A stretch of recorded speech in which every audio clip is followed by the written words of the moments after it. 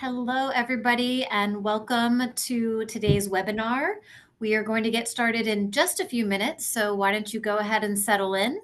And yeah, we'll get started in about 1 or 2 minutes, just to give everybody a few minutes to enter in the room.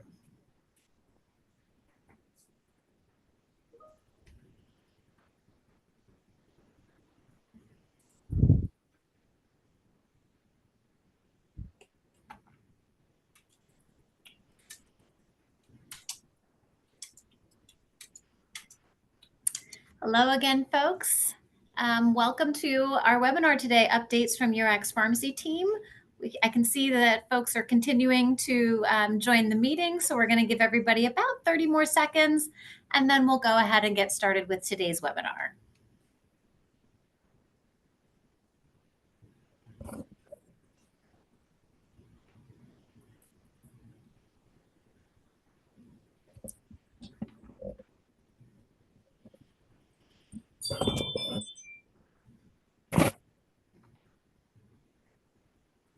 Okay.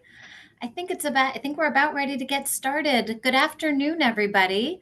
My name is Heather Bonome. I am the Director of Pharmacy with URAC, and I'm thrilled to welcome you to today's webinar, Updates from URAC's Pharmacy Team. Looks like we've got a lot of participants in the room. We're very excited about that. It looks like the number is growing more slowly, so I think we've got a pretty good critical mass, so I think we'll go ahead and get started. Oops. There we go. And so before we get started, if you have any technical issues, Lisa Silverman is online and in the chat. Please let her know if you have any issues there. Oops. And we are going to use the chat box today for questions and also to introduce yourself. So please go there right now, introduce yourself, let us know who you are, why you joined today. We'd love to hear from you. Excuse me. And then we're also going to share some resources in the chat box as well as we go through today's presentation. So please take advantage of those links that we send you. We would appreciate that very much. And I really think you'll learn some good stuff there.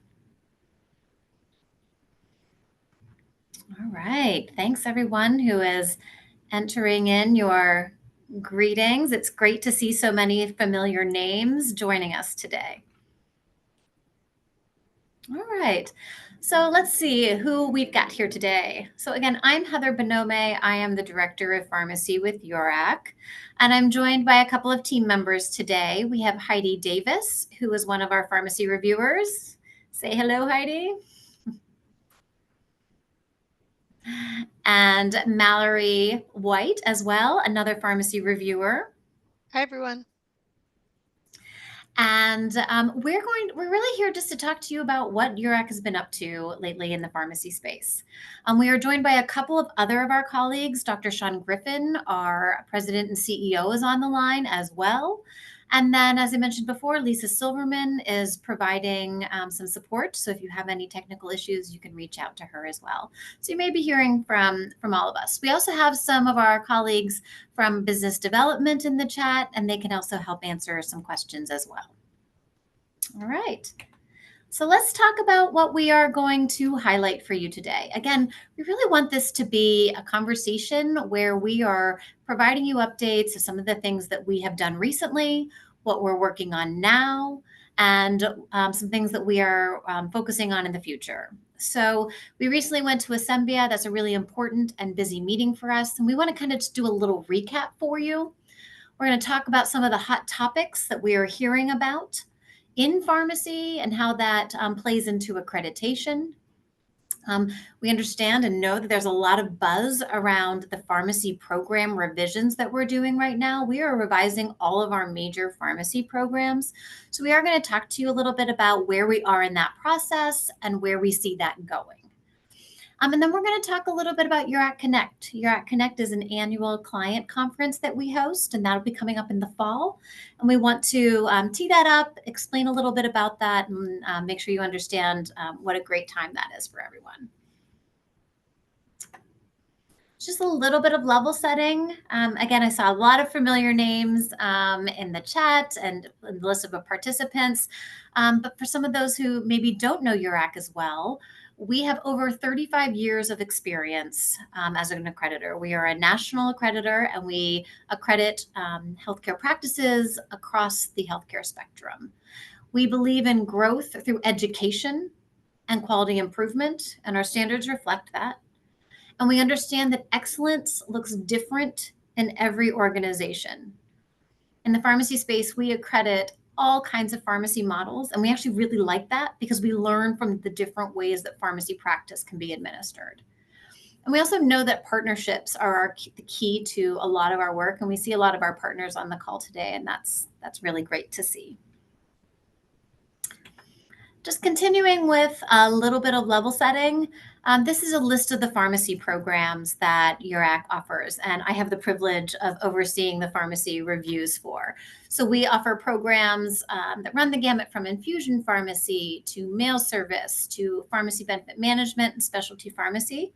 Certainly, the team, Heidi and Mallory, some of whom you may recognize because they might have been your reviewer. We spend most of our time in the specialty pharmacy and the mail service pharmacy space, just given market demands. That's where the majority of the pharmacy accreditation work is that URAC conducts. Okay. All right, so let's dive into a little bit more of the meat of our content for the day.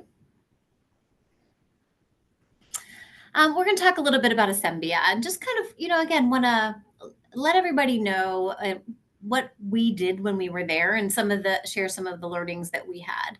Certainly Asembia is a huge meeting. It gets bigger every year, and it's a really important meeting for URAC. It just gives us an opportunity to really connect with the industry. And some of the things that we do while we are there, this year we took advantage of a lot of the pharmacy industry being in one space, and we hosted a pre-conference workshop.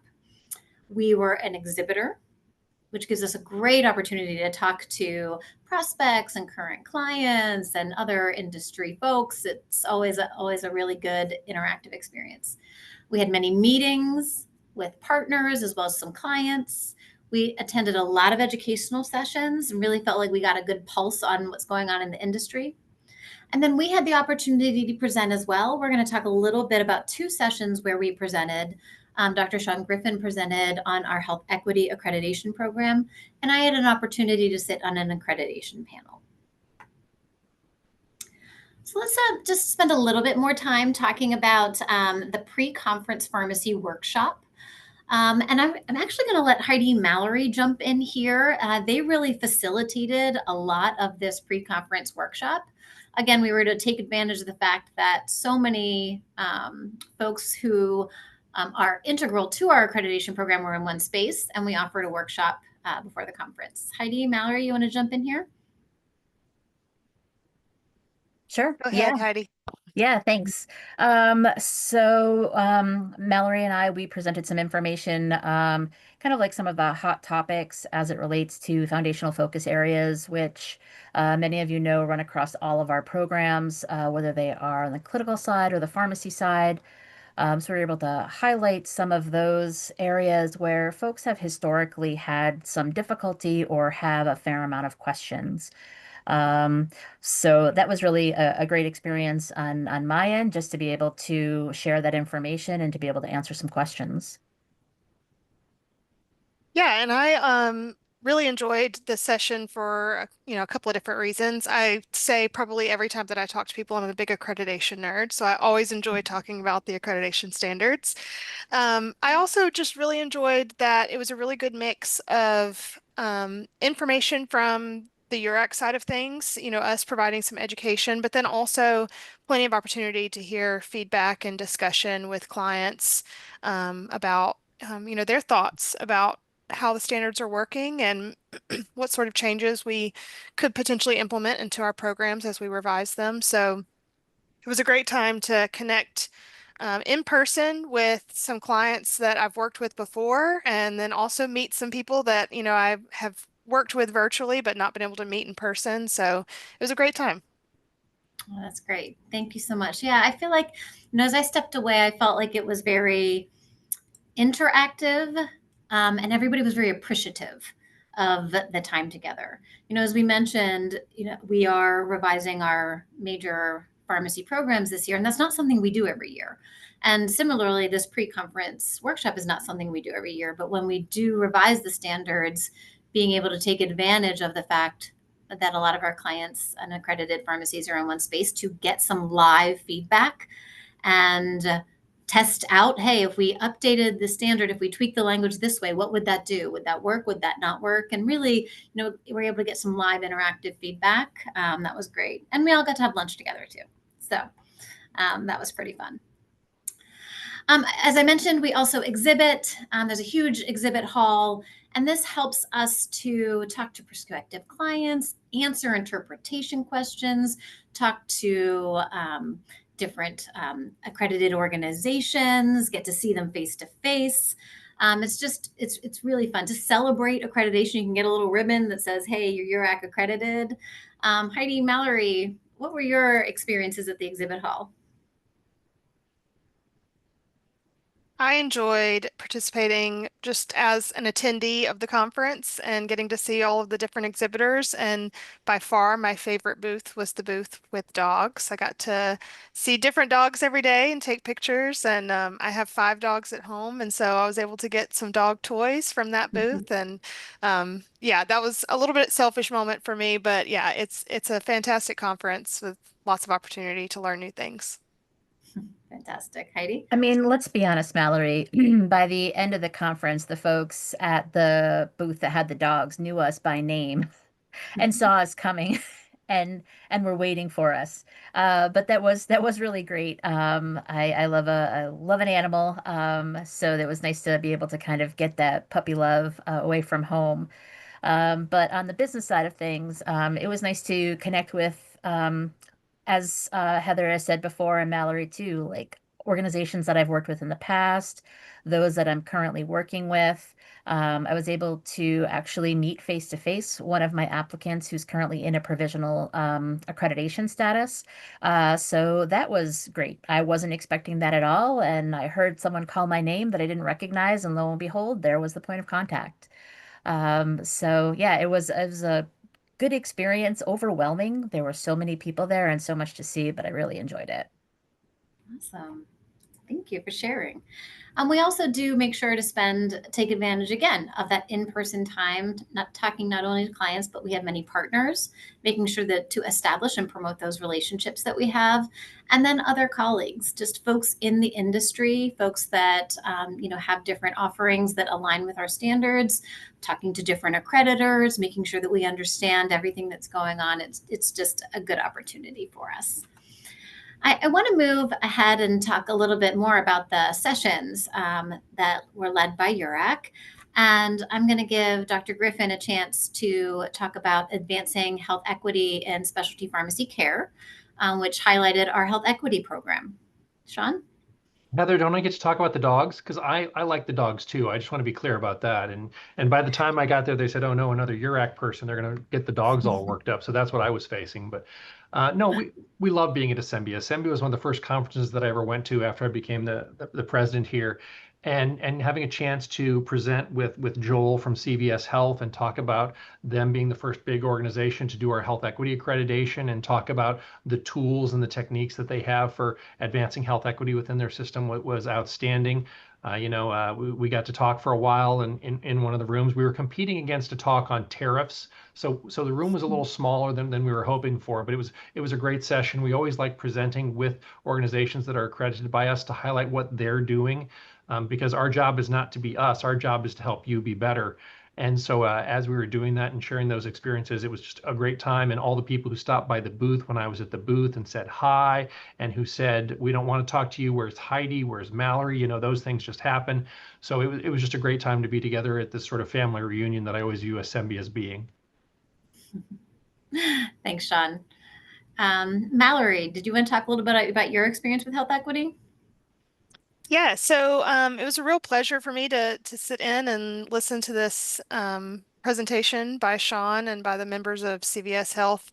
I was lucky enough to be one of the reviewers on their health equity application. So it was really cool for me to just hear how CVS has come along since that application process and hear about all the exciting projects that they've implemented. And yeah, it was a good way for me to kind of revisit one of the applications that I had previously.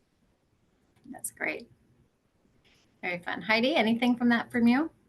Yeah, I would say that really before even the introductions were over, one of the participants, the attendees, raised her hand and asked the question of what does URAC stand for as an acronym?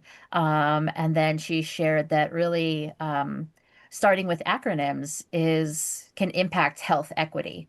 And that was something that I just had not even thought of. But if the folks that you are working with in your community, if they don't know what the acronyms are that you commonly use and you use them with them, that can be a loss right there. So that was a big takeaway for me. Yeah, I think you're right. I think the fact that that question came so early in the discussion just helped to put kind of like that lens of understanding or having a real life example as we went through the rest of that presentation. I think it was really helpful. It was great. Excellent. Thank you all. So the other session that we got to participate in at Asembia was navigating the accreditation maze. And this was a panel discussion. I participated from URAC, and there were also representation from ACHC and NABP and NCODA.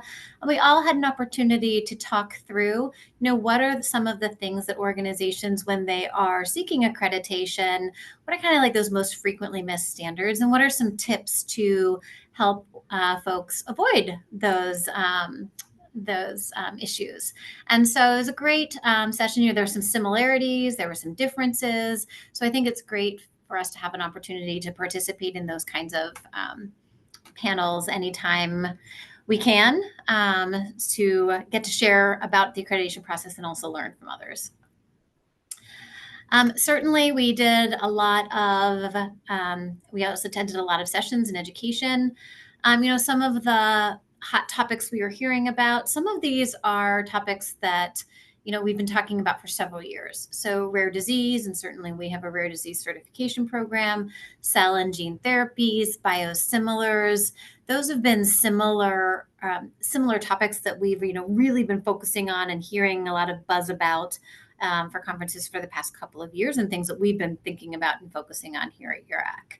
Some of the newer, or maybe not even totally new, but more present areas of discussion. Certainly, I don't think any discussion occurred or presentation or session occurred without referencing AI. As Sean referenced, there were some sessions about tariffs and any potential impact to the pharmaceutical industry and what that might look like. Similarly, PBM regulation with the change in administration, a lot of executive orders, and then a lot of different activity than we've seen in the past within Congress right now. What do we think we're going to see, or what does the industry think we're going to see with PBM regulation, and what that may or may not mean? And then the recent Arkansas legislation had just passed around that timeframe. So again, there's a lot of discussion. What does this mean or not mean? And a lot of folks were talking about that. Heidi, Mallory, anything to share about some of your experiences with some of the sessions? I spent some time in the rare disease and cell and gene therapy related sessions, just because that's something that I admittedly, don't know a ton about, and it was just really interesting to see the focus on some of those sessions where it felt like it was marketing and developing these medications, these therapies.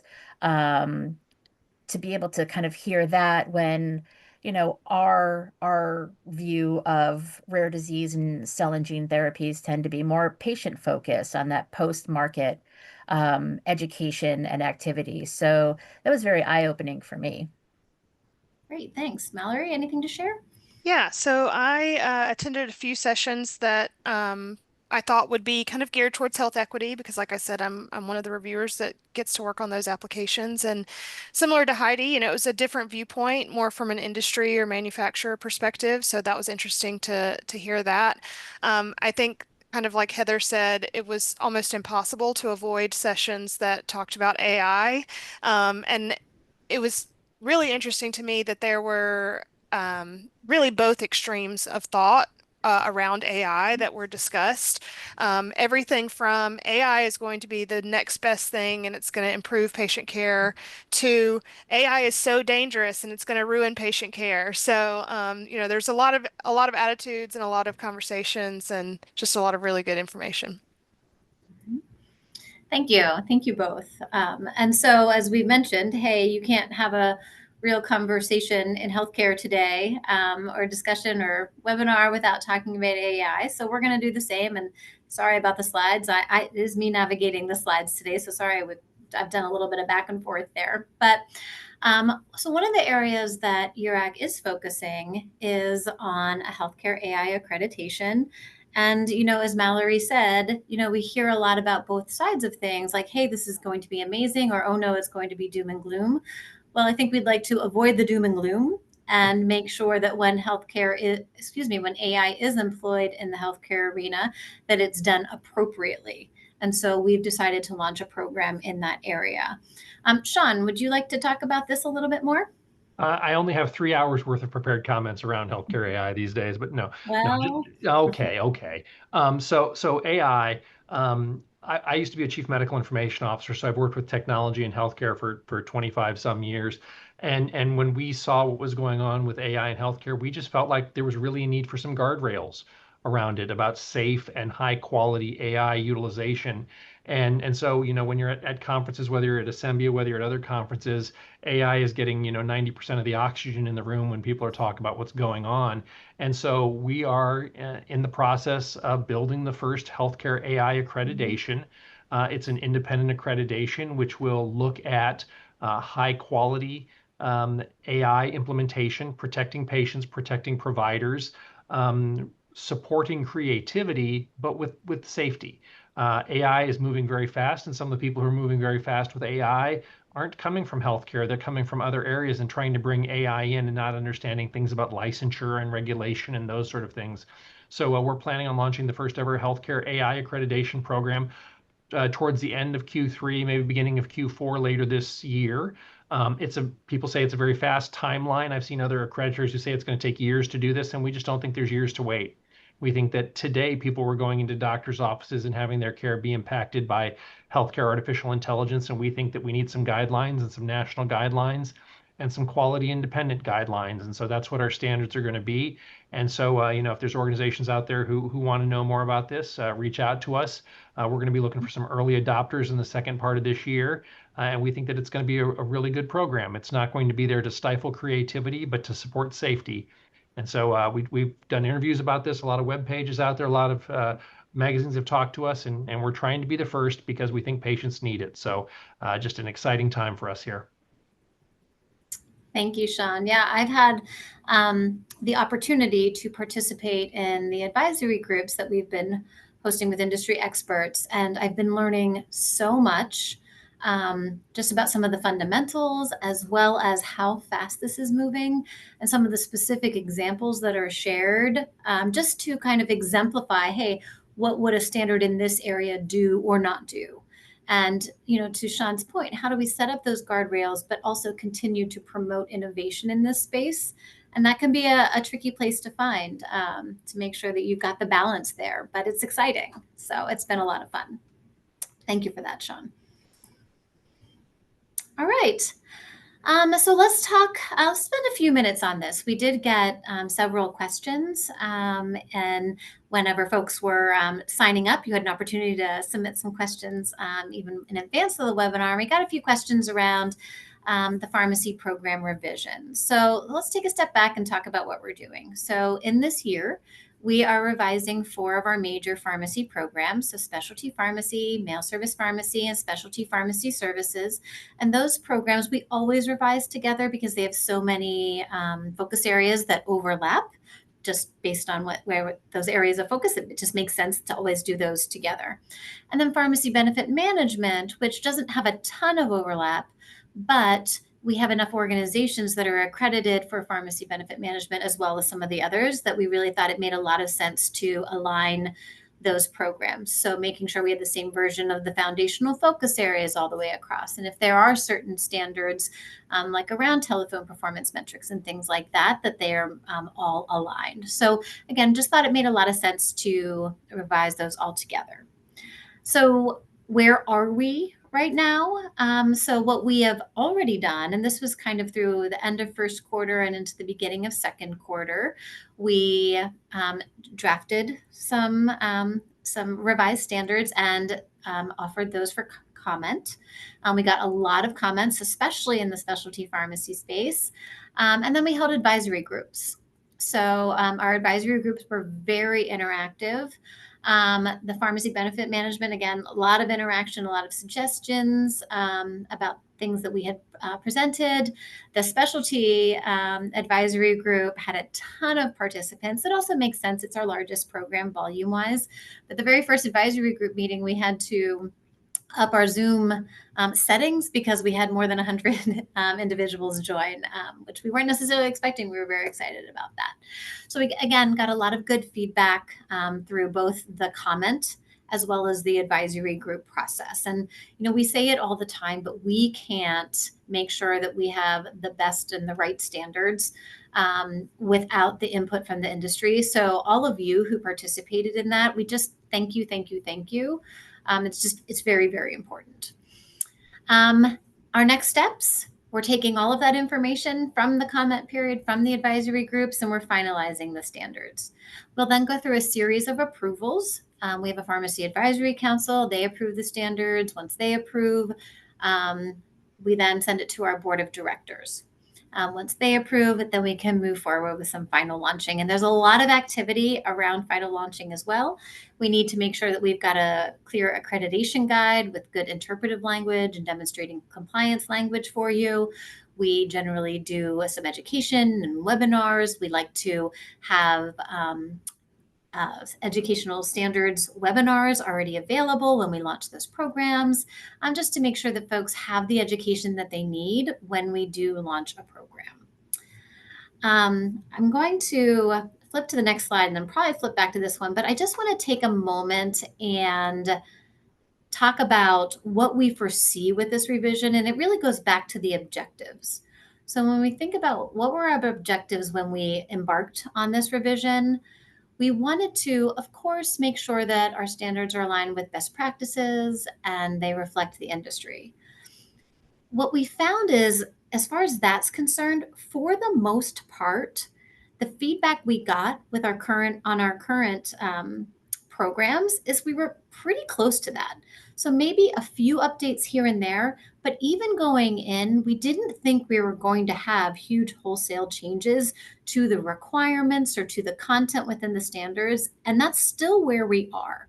We don't foresee huge changes. That's not really the intent here. A lot of the updates are some tweaks, some formatting, to make sure we have consistency across our programs, just updating some scoring and where the score is placed within the element, again, for consistency, aligning the PBM foundational focus areas with the same version of foundational focus areas that was in the other programs. So a lot of the updates we're doing are alignment and clarification. I say the one area where we've had a lot of, really good discussion and feedback is within our dispensing accuracy standard. And we've gotten a lot of feedback about the importance of promoting a safe dispensing culture where reporting, especially near miss reporting, is really encouraged and then learned from. And so we've, presented, some draft language through our different advisory groups to say, hey, you know what, if we sort of change the focus of this standard some to really, again, try to emphasize the importance of a safe dispensing culture where individuals feel comfortable to report near misses or errors so that they can be identified and learned from. So we've had some discussion there. So we foresee some changes there. Otherwise, most of the changes that we're anticipating are, areas of clarification where we got a lot of questions within our standards interpretation portal. And so, hey, could we clarify that language to make what we're looking for clearer, but not really change the intent? So other changes that you see, I think, more fall into that bucket. So just wanted to kind of, because we did get some questions about like, oh gosh, what are the changes? What should we expect? And we're not just expecting huge changes. Heidi, Mallory, anything I missed there? Or do you want to talk a little bit about your experience as you've been working through the revisions with us? Yeah, so I'll just talk about kind of the process of revision. So I've been with URAC for just a little over 2 years, and so this is my first time as a reviewer going through the revision process. And I have really appreciated that the product development team who writes our standards really does ask for a lot of input, not just from staff at URAC. They ask for input from reviewers, but they also open up, to public comments for individuals, such as yourselves who are working with the standards on a day-to-day basis and kind of incorporating them into patient care. So I've loved the opportunity to not only read comments that have been submitted, but also participate in those advisory groups that have been very interactive and very informative as we've gotten many perspectives from many different organizations, because I think for me, that's kind of the hardest part of the accreditation standards, is that they have to be broad enough that they apply to all sorts of practices, because we do see so many different types of pharmacy and different types of businesses that we're accrediting. So I think the advisory groups have been really fantastic, and have not only given us good information for the revision, but it's also just been interesting for me to hear how things work for different people and different practices. Awesome. Thank you. Thank Yeah, you. and I would just Heidi? say, what I like about this process, and I started back with URAC about 7 years ago, so version 3. So I've been through a couple of revisions. I liked, as a reviewer, being able to put in my own comments and feedback during those open comment periods. But seeing the kind of whole experience with the version 6 revision, it just reminds me of the power of individual voices. Because yeah, we see feedback that hits a lot of folks, and it's like, yep, we had 10 comments on this, we had 15 comments on this, but sometimes there's just one comment on a particular element or from a particular viewpoint, and it gives us pause to be able to bring that to the larger group. So that's one thing that I really admire and respect about the process, is that your singular voice can institute conversation, which could institute change. Thank you both. That's really great perspective. I appreciate that. Heather, this Oh, is Sean. Let me yep. just say one thing. I just want to thank you to everybody. The feedback process is incredibly important to us. Our goal as an accreditor is to help find best practices and to elevate those best practices and to help you take better care of your communities. And we don't do that by just sitting in our homes and making up stuff. It really is through your advice, through your experience, through your ideas. We just want to make it better. And we want to make it better for you, for your organization, so you can make more of a difference. And just thank you to that. So everybody who gives us advice, everybody who gives us feedback, when we finish an accreditation, we ask you for your feedback, and we don't just say, tell us the nice things. There's things that we do that you may not like. Tell us those things too. We want it to be a good positive experience and a good positive result. But we always appreciate your feedback. So never be afraid to tell us something. It's not that we're going to go, oh, they called us with a bad thing to say. They're going to go down 1 point next time we go through and judge their organization. That's not the way this works. We avoid conflicts of interest. We avoid bias. We want to do better, and we appreciate your help when you give that to us. Thank you, Sean. Yeah, before I leave the topic of the revision, one of the other big questions that we got with the pre-questions when folks were registering was, what if a standard is revised and there's a new requirement, when do I need to be compliant with the new set of standards? We get this question every time we revise, so we always want to make sure we're upfront. So an organization who's currently accredited, you stay compliant with your current accreditation program standards until it's time for reaccreditation. So if you're accredited right now under 5.0, you're going to continue to maintain your compliance with 5.0 until you come up for reaccreditation. And whatever that program is at that time, probably 6.0, which we're going to launch later this year. Then when you submit your reaccreditation application, that's when you'll start complying with anything that is new with the new set of standards. So again, if you're currently accredited, hang tight with your current accreditation program and version. Now, that doesn't mean it's not a bad idea to educate yourself on any of the changes. And so, we'll make sure that we have all those resources available. And any organization that's currently accredited you will have an opportunity, and we'll make sure you understand the process to request a copy of the revised standards once they're released. So you'll be able to get those revised standards, see the guide, and see what's coming down the pike. Other resources, again, we're going to have education available. We also do a crosswalk every time we move from one version to the other. So you'll have different ways to learn about any new requirements, which again, we're not planning on big wholesale changes, but anything that is new, you'll be able to have that information and that heads up so you can plan for it in advance. And speaking of, another way to really learn about this is through our URAC Connect conference. So this is a conference that we host for clients every year. I think this is the 4th year in a row that we've done it. It's always in Washington, D.C., and it's across all of our clients. And so we offer different, it's a lot of fun. It's very engaging. And we talk about accreditation standards the whole time, because of course, what is more fun than that? And we do a lot of things that all together as a group with all of the accredited organizations. And then we spend a significant amount of time as well during breakout sessions for pharmacy only, where we do standards education. And every year we get feedback like more time for standards education, more time for standards education. And we hear you. And so we are adding some more time for standards education this year. And this is going to align with right around the time that we're going to launch the revised standards. So this is really going to be organizations' first opportunity to get that deep dive and hear firsthand from URAC about the revised standards and any updates and interpretations and all of that good stuff from the revision that we're going to go ahead and launch. So both Heidi and Mallory have attended URAC Connect in the past. We always have a lot of URAC staff, including reviewers there as well.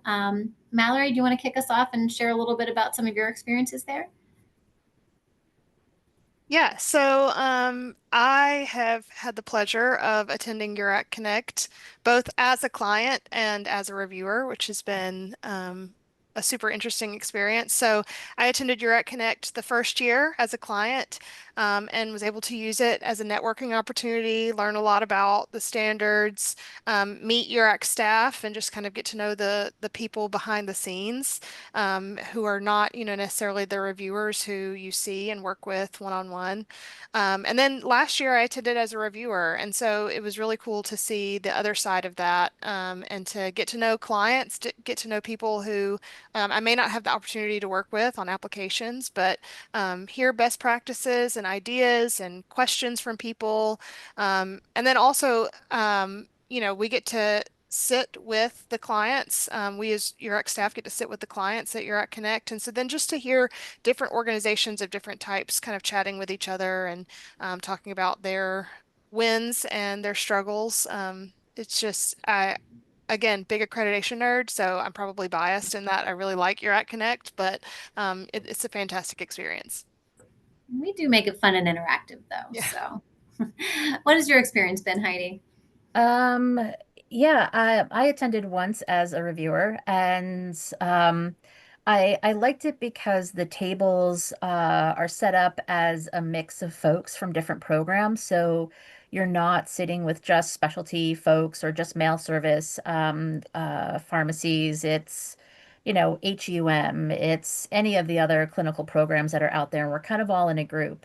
And what I liked about that is, as I said earlier, foundational focus areas span the entirety of our programs, both clinical and pharmacy.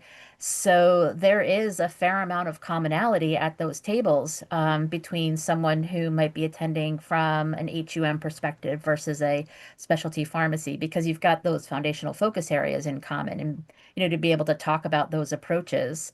I also just like that the tables have a URAC representative at them. So while you may not get a reviewer, there's CRMs, there's other folks, and what's nice about that is that they can help point you in a direction of who you might want to talk to if you've got questions. And those questions tend to be a lot more conversational throughout the time frame of your Act Connect. It's not submitting something to an interpretation portal. It's, oh, there's a reviewer. I'm going to ask them this question. And so, yeah, it gives you that real opportunity to talk to a reviewer, get some feedback, and see our escalation process in real time. Because if we're not sure of an answer, we can pull from the other folks and resources that we have attending as well. Awesome. And again, it's very interactive. It's high energy. We always do something fun in DC. You can get a picture with the CEO and your certificate. So a few other fun perks like that. Heather, I think we want them to want to come to this. So the picture with the CEO is, I mean, admittedly, it's fun for me, but it is a little bit strange at times. But always happy to do that to celebrate our organizations who work with us. But you don't have to do that. Let's be clear, okay? It's not a punishment. Heather, before you move on, there were a few questions in the chat about sort of crosswalks between different versions, whether it's from 5.0 to 6.0 or even 4.0 to 6.0, and some questions about contracting and those sorts of things. I just wanted to I do see a few of those. Yeah. And so we will certainly do a crosswalk from 5.0 to 6.0. What we always do is we see like, gosh, are there a lot of folks from 4 to 6? And if we need to do that, we'll do that as well. So we like to make sure that we're meeting the needs of what folks need. And if we need to do that, that is something that we can do and have done in the past. I do see another example here from an organization who currently is accredited under 4.0, and they're starting to work on their 5.0 reaccreditation. So absolutely, you're currently accredited under 4.0. As you submit your 5.0 accreditation application, which we're continuing to work on right now, focus on 5.0. And then really in 3 years, whatever program is the version, likely 6.0, that's when you'll focus on it. So yeah, I can understand, all this talk about, hey, we're revising, we're moving on to 6.0. Focus on where you've contracted, and you've contracted under 5.0. And so that's what you're going to move towards. And that's what you're going to focus on for now. Did I cover that, Mallory? Okay, great. I think we're coming to the end pretty soon here, but let's just see if we have any other questions we need to address in the chat. Another question that came in through the pre-questions was, does URAC anticipate any other kind of like breakout programs beyond rare disease? So not at this time. Also, we're not currently revising the rare disease certification right now with these other programs. The current certification will continue to align with the Specialty Pharmacy Accreditation, even as we transition to 6.0. Those standards are all still going to align. It's something that we keep an eye on. And if we see a need for other, maybe add-on certifications or designations, that's something we can consider, but we don't have anything in the immediate pipeline right now. And then, okay, I see that there's a lot of interest in the 4.0 to 6.0 crosswalk. We will absolutely take that back to our product development team. Just one of the other questions that came in through the webinar questions was, like, how do I use accreditation to get into networks? So, as an independent accreditor, we acknowledge your compliance with standards, and that's really our role. And we know that sometimes organizations have a little bit of trouble getting to networks. And what we can share is we've seen organizations be successful when they really leverage, some of the requirements around patient management outcomes, including those clinical intervention outcomes. And if you're able to, put data around, hey, for these patients, we were able to do this, and this is what we saw, or these are the projected outcomes based on those clinical interventions. Being able to share that with a prospective payer or a prospective provider who may be prescribing we've seen organizations where they really focus on that. They've been really successful. And particularly when you focus on a local payer, a local provider, kind of target, what are those networks that I think make the most sense for me in my region? What are the patients I want to service? And that can also really help you focus what those outcomes and what that reporting looks like. I think that's one of the conversations we've been having more often with organizations that are becoming accredited for the first time. It's kind of helping them understand that some of the requirements within the program really can be leveraged to communicate with potential payers and providers. Okay, how are we doing? So I see one more, and let's make that, we can, I think, maybe make this the last question. Besides the conference in October, will there be any other opportunity to learn about the changes to the standards and ask questions? For sure. So organizations who are accredited, you will have access to the accreditation guide, so you can learn of any changes that way. We will also record webinars of education on the standards when we launch. There again will be the crosswalk.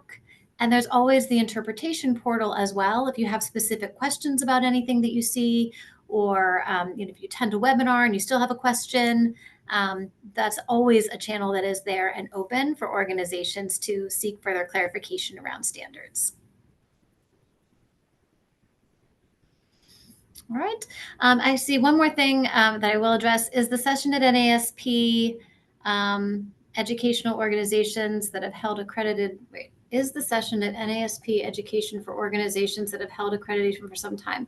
So actually I can talk about this kind of just in general. So NASP, the conference in the fall, they do a full day accreditation workshop. And that is not all accreditors, the leading accreditors. So that's URAC, NABP, ACHC, and NCODA. We all present together, and we present on different topics. And we specifically gear it so that if you're new to accreditation or you have experience to accreditation, that it's valuable for you.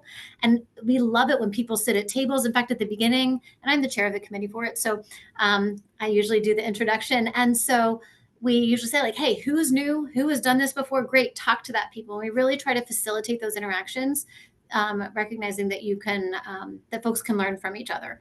We also make sure that we set aside some time for sort of like a rotating roundtable. So because a lot of the conversation is general across all accreditations, but we want to make sure that each accrediting organization gets the time to kind of like dive deeper into some standard topics.